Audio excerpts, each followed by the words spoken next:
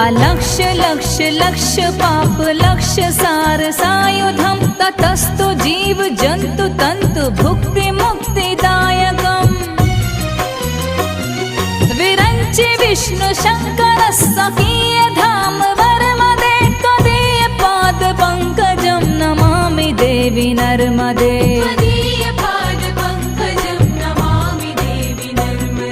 Namami Devi